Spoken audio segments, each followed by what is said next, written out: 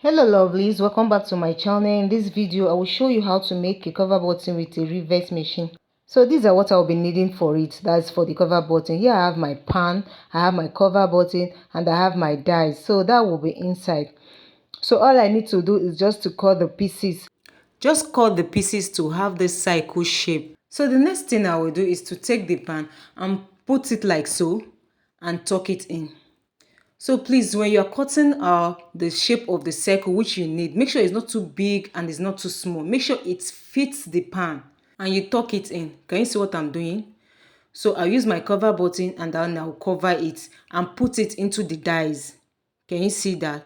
And please, when you put it into the dies and you discover the cover button is not sitting properly, just adjust it. You can use your finger the way I'm doing so to adjust it before using the cover dies to cover it. Then you put it this way and then you press it. Can you see what I'm doing? You press it. Just go ahead and press it the way I'm doing so. And this is it. Can you see it? So guys, if you want your work to be faster, all you need to do is just when you cut out a piece of it, you use it and cut the remaining parts of the pieces which you need. Can you see what I'm doing? So I use it to cut the remaining parts of the pieces which I need for it.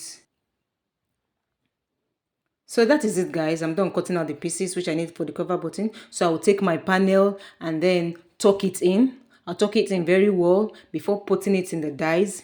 Can you see that? Please make sure you tuck it in very well before putting it in the dies. Then use my cover button and then cover it. And make sure your cover button sits properly too. Then I'll use my cover dies to cover it and put it that way and press it. So this is how I will keep on doing until I get to the number of buttons which I need for it. So guys, if you find this video helpful, please do not forget to give it a thumbs up, like, share and subscribe to my channel until we meet again in my next video.